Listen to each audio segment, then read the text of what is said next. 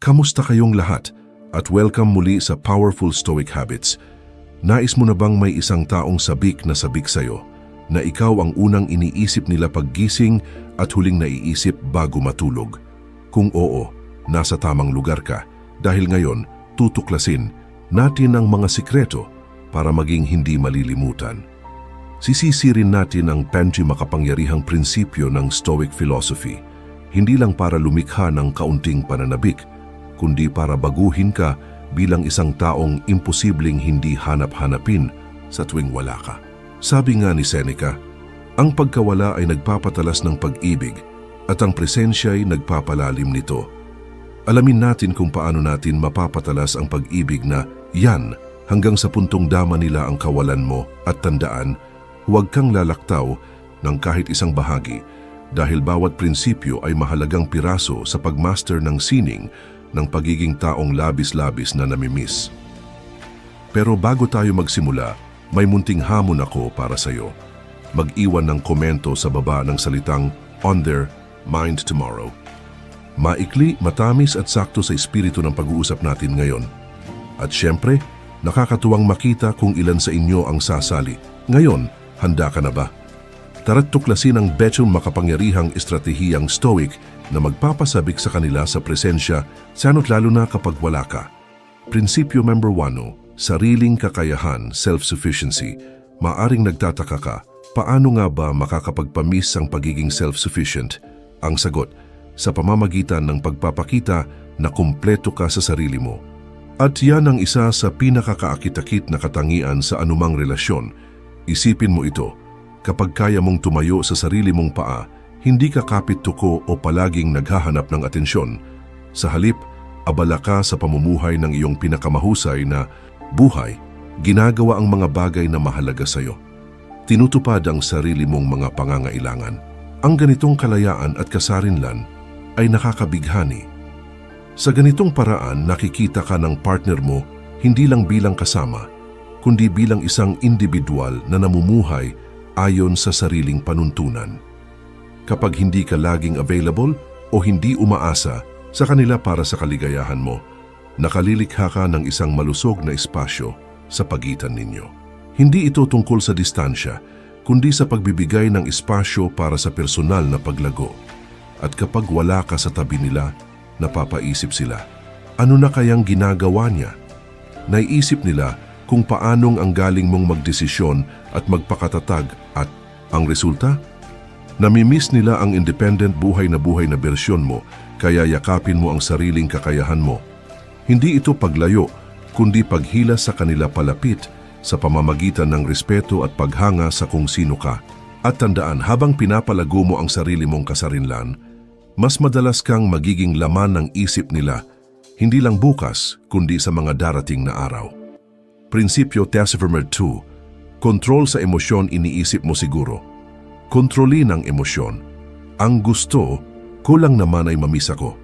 Pero narito ang sikreto. Ang pagkakaroon ng kontrol sa emosyon ay parang pagkakaroon ng renda ng isang mabangis ngunit makapangyarihang kabayo. Ito ang tumutulak sa direksyon ng relasyon mo. Isipin mo ito. Sa bawat pag-uusap, kalmado ka, panatag, kahit pa mainit ang usapan o may hindi inaasahang liko, nananatili kang composed. Ang ganitong emosyonal na kontrol ay hindi lang nakaka-impress kundi nakaka-intriga. Bakit? Dahil tulad ng sinabi ni Marcus Aurelius, may kapangyarihan ka sa isip mo, hindi sa mga panlabas na pangyayari.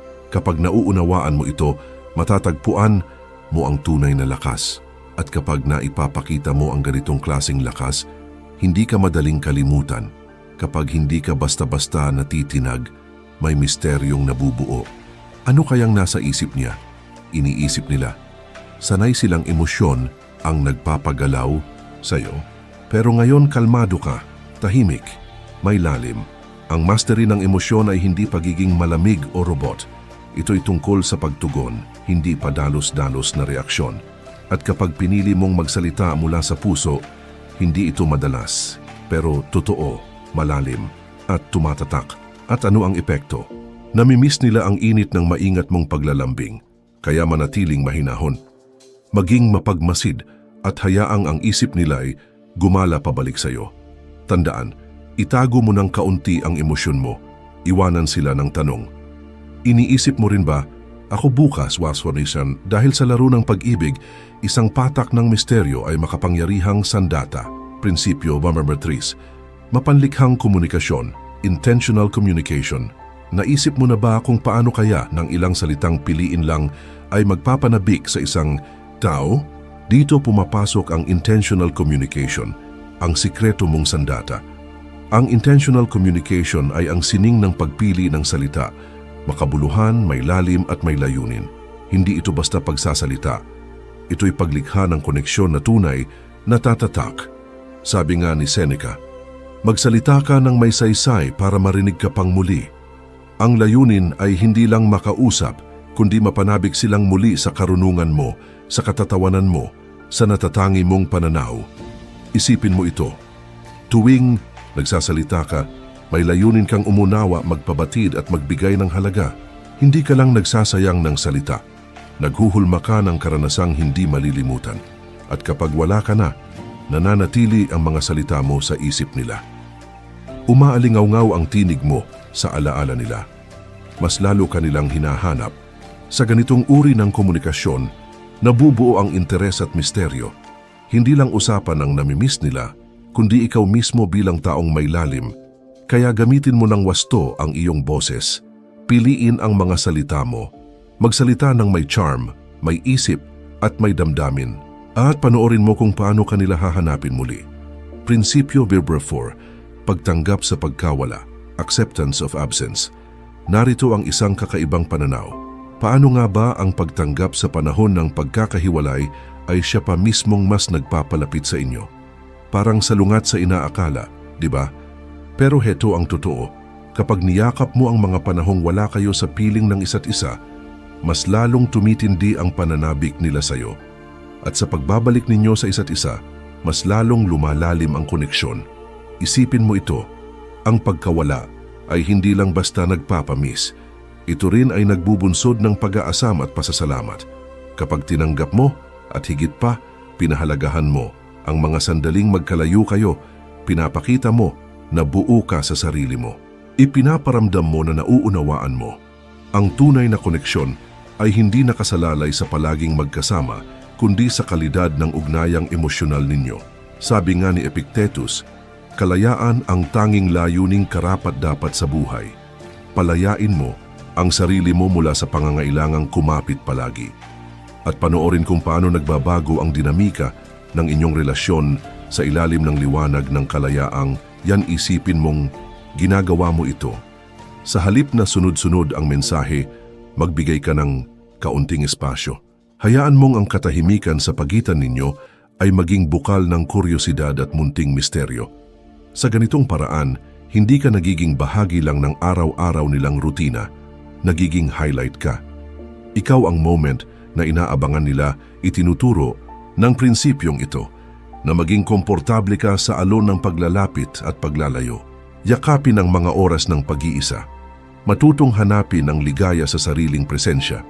At dahil dito, mas lalo kang nagiging kaakit-akit at kapanapanabik. At kapag nagkita kayong muli, parang muling panibagong simula. Mas sariwa, mas masigla, mas makabuluhan. Kaya't huwag kang matakot sa mga sandaling wala ka sa tabi nila. Hayaan mong madama nila ang pagkawala mo ng sapat para hanapin ka. Tandaan, ang absence ay hindi puwang, kundi puwang para sa pagtubo at pananabik. Kapag nagtagpo kayong muli, ramdam na ramdam ang tuwa at pagpapahalaga. Ginagawang mas mahalaga ang bawat sandali. Prinsipyo 2-5. Pagkamalay sa kasalukuyan, mindfulness. Sa bawat pakikipag-ugnayan, paano nga ba nakatutulong ang pagiging lubos na present para mas lalo ka nilang mamiss kapag wala ka na? Simple lang. Kapag ginawa mong makabuluhan ang bawat sandali, mas dama ang pagkawala mo. Ang pagiging mindful ay nangangahulugang buo ang atensyon mo sa bawat pag-uusap, sa bawat titig, sa bawat tawa. Hindi ka lang basta naroon ka ng buo. Hindi ka lang present sa katawan, naroroon ka pati sa isip, sa damdamin, sa diwa. At yan ang nagpapabago sa ordinaryong karanasan, ginagawang isang alaala na tumatatak. Sabi nga ni Marcus Aurelius, Gawin mo ang bawat kilos mo na para bang ito na ang huli mong pagkakataon. Ilapat mo ang aral na ito sa bawat sandaling magkasama kayo. Bawat usapan, bawat pagtawa, bawat titig. Gawin mong parang ito na ang pinakamahalagang sandali sa pagitan ninyo. Isipin mo, bawat oras na magkasama kayo, may dalang intensity ang presensya mo. Hindi mo sinasayang ang oras. Lahat ng sinasabi mo, lahat ng reaksyon mo may saysay. At dahil dito, hindi lang kayo basta magkasama. Gumagawa kayo ng mga sandaling di malilimutan. Kapag wala ka na sa piling nila, mas lalo nilang hinahanap ang presensyang iyon.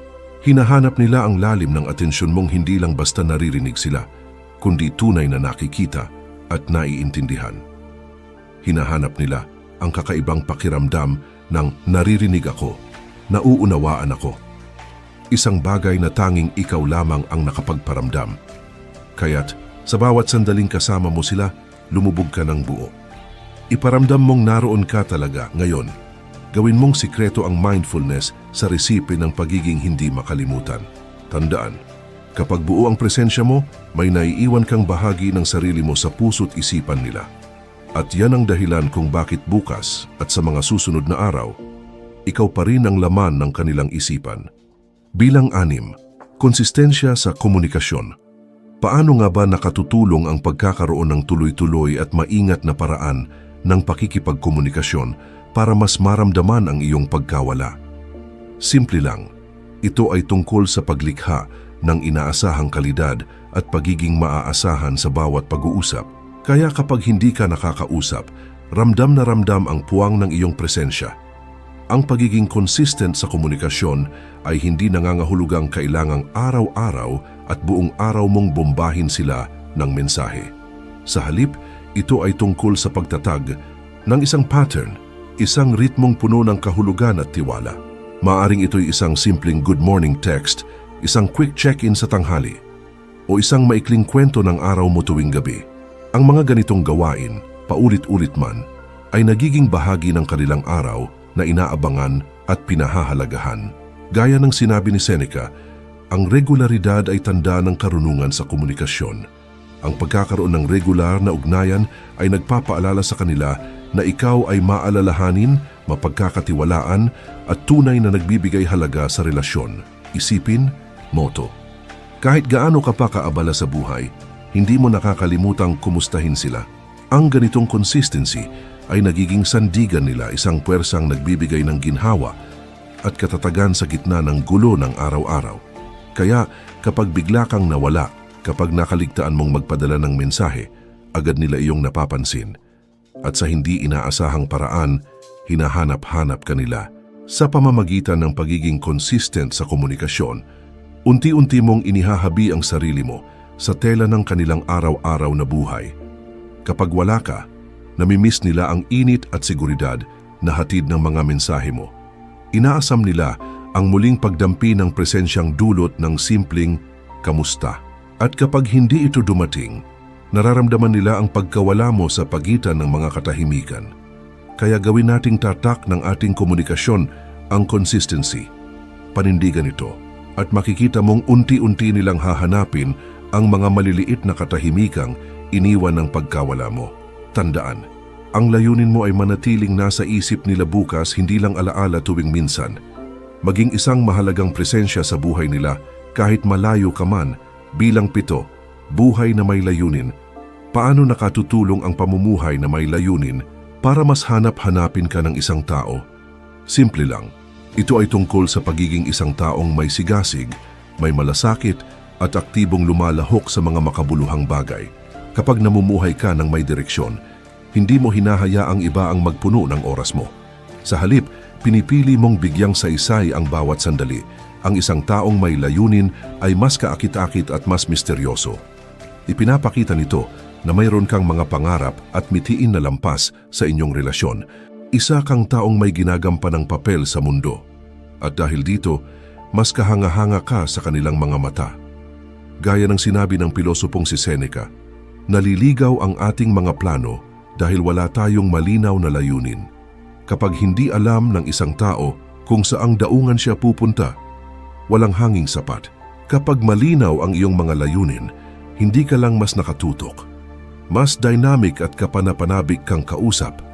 Isipin mo ito. Ikinukwento mo ang mga proyekto mo, ang volunteer work na ginagawa mo, o ang mga malikhaing gawaing pinaglalaanan mo ng oras. Kitang-kita sa mukha mo ang sigla habang ikinukwento ang mga ito. Nakakahawa ang ganitong kasabikan at hindi nila iyon nakakalimutan. Kapag magkalayo kayo, namimiss nila ang enerhiyang dala mo.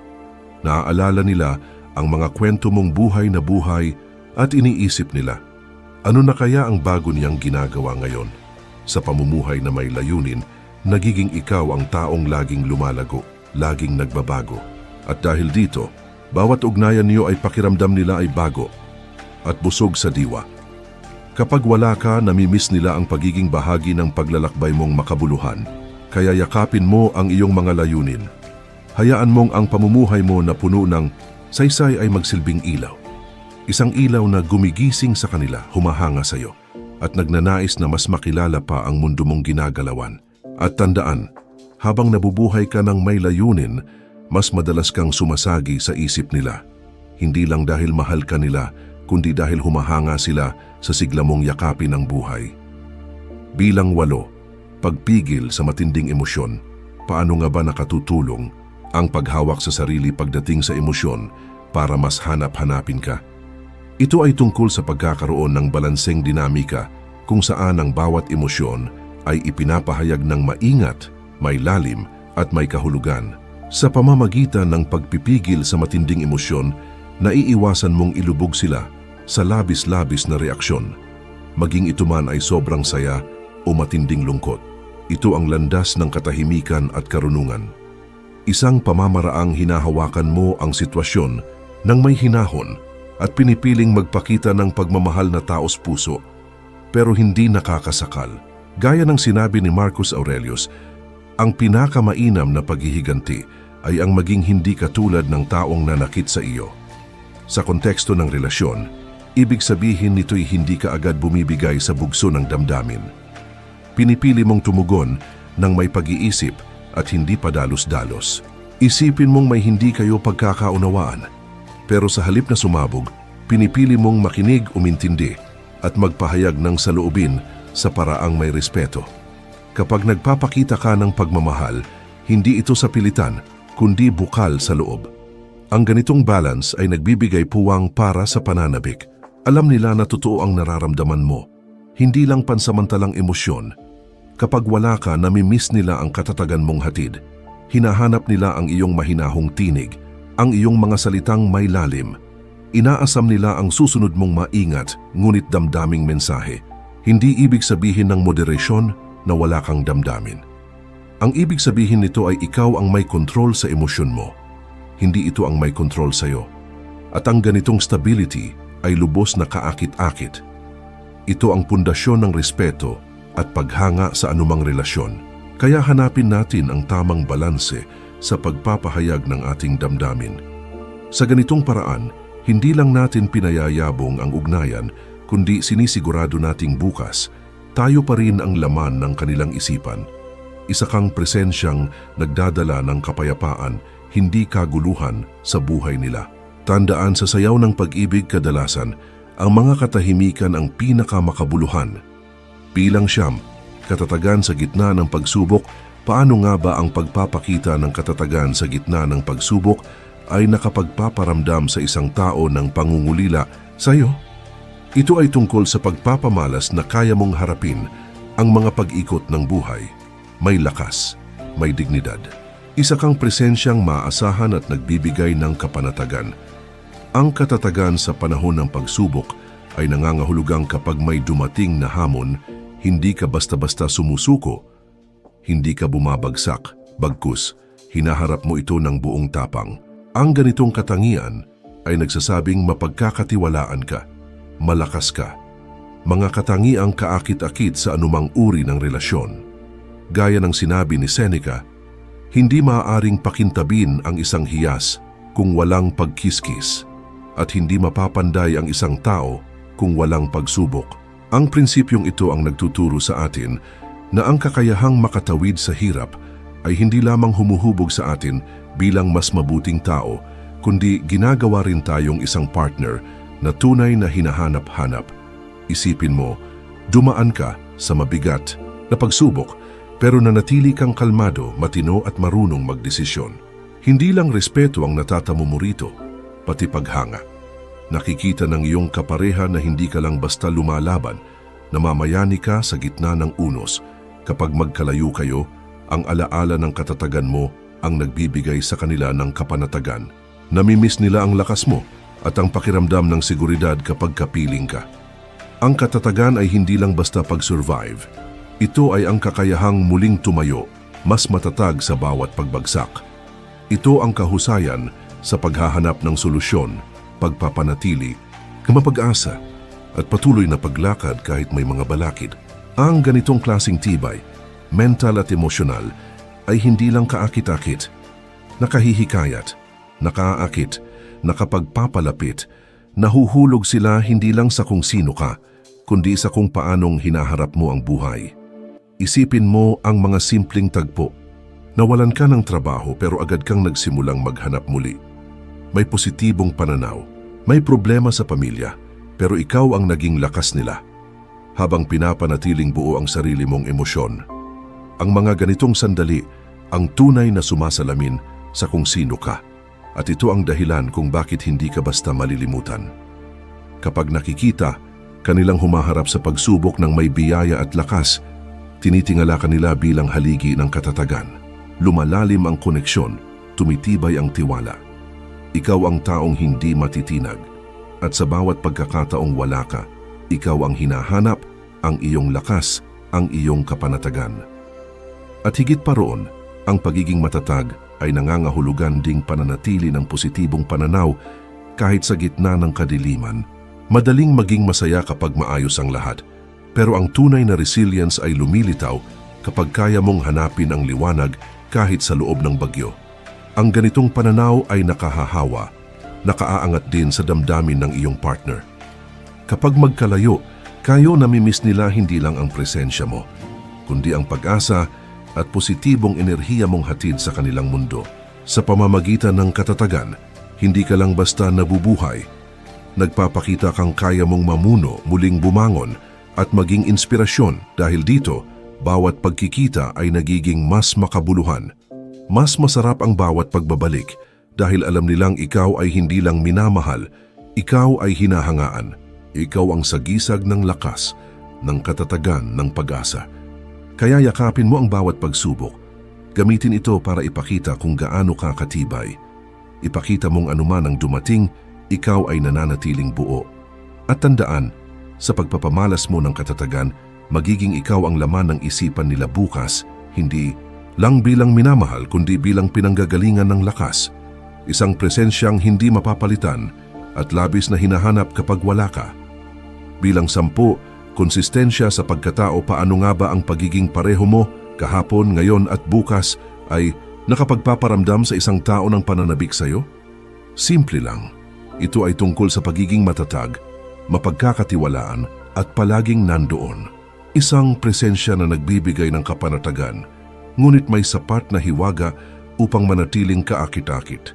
Ang konsistensya sa pagkatao ay nangangahulugang ikaw ay hindi pabago-bago. Alam nila kung sino ka.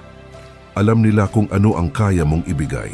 Gaya ng sinabi ni Epictetus, unang itanong sa sarili kung sino ang nais mong maging at pagkatapos gawin mo ang dapat gawin. Ang ganitong paninindigan ay nagbibigay ng malinaw na direksyon at matinding katiyakan. Isipin mo ito sa isang relasyon. Isa kang taong naninindigan sa mga pinaniniwalaan. Ginagampanan ang mga pangako. Tapat, maalaga, at magalang palagi. Hindi lang ito basehan ng pagiging mabuting partner. Ito ay basehan ng pagiging sandigan. Isa kang taong hindi nila gustong mawala. Ang ganitong klase ng konsistensya ay nagpapalalim ng tiwala. Hindi ka lang basta nandoon, alam nilang palagi kang nandyan. Ngunit ang pagiging consistent ay hindi nangangahulugang predictable sa lahat ng bagay. Mahalagang may halong sorpresa, isang biglaang date night, isang simpleng regalo, isang nakakatuwang mensahe sa kalagitnaan ng araw. Ang mga ganitong simpleng kilos, kapag isinama sa isang solidong pagkatao, ay lumilikha ng isang perpektong balanse. Siguradong presensya na may kasamang kilig. Ang pagiging tapat sa sarili ay lumilikha ng matatag na pundasyon. Kapag may unos sa buhay, alam nilang ikaw ang sandigan. Hindi ka nila kailangang hulaan. Alam nilang ikaw ay palaging ikaw. Isang bihirang hiyas sa mundo ng hindi tiyak. At sa bawat araw na wala ka, namimiss nila hindi lang ang pagiging tapat mo kundi pati ang mga maliliit na sorpresa mong pumupuno sa kanilang araw ng saya. Kaya gawin nating pundasyon ng relasyon ang konsistensya sa pagkatao, sabay sa mga paunti-unting kilig ng pagiging mapanlikha. Ang balanse ng pagiging matatag at makabago ay ang sikreto para hindi ka lang namimiss, kundi inaabangan. Tandaan, kapag ikaw ay nasa isip nila bukas, ikaw ay isang relasyon na itinatag sa tiwala, pinayabong ng tuwa at pinatatag ng pagkatao. Hindi ka lang isang kasintahan, isa kang presensyang hinahanap, inaasahan at pinahahalagahan. Sa pagtatapos, yakapin mo ang kapangyarihan ng pagiging totoo sa sarili habang iniiwan mo ang puwang para sa maliit na himala ng sorpresa. Ang ganitong timpla ang dahilan kung bakit ka hindi malilimutan at kung bakit ikaw ang hinahanap nila tuwing hindi ka naroroon. Pangwakas na paalala, bago ka umalis, huwag kalimutang i-like ang video kung nagustuhan mo ito at mag-subscribe kung hindi ka pa nakasali sa ating komunidad. Dito sa Power Stoic Habits, sama-sama tayong natututo kung paano mababago ng mga prinsipyo ng Stoicism ang ating araw-araw na buhay. At hey, gusto kong marinig mula sa iyo. I-type mo sa comments ang nasa isip nila bukas bilang tanda ng iyong commitment na maging taong tunay na hinahanap, hindi lang ngayon kundi sa bawat araw. Malay mo ang comment mo ang maging unang pumasok sa isip ng isang tao bukas ng umaga. Ang iyong pakikilahok ay tumutulong sa atin na mas maabot ang iba na maaaring makinabang sa mga walang kupas na turo ng Stoicism. At higit sa lahat, masarap malaman kung sino sa inyo ang tunay na handang isapuso at isabuhay ang mga aral na ito. Salamat sa panonood. Panatilihing buhay sa puso ang mga prinsipyo ng Stoicism. Manatiling matatag, maging resilient, at patuloy na lumiwanag sa natatanging Stoic na biyaya. Tandaan, ang landas tungo sa pagiging hindi malilimutan ay nagsisimula sa sarili.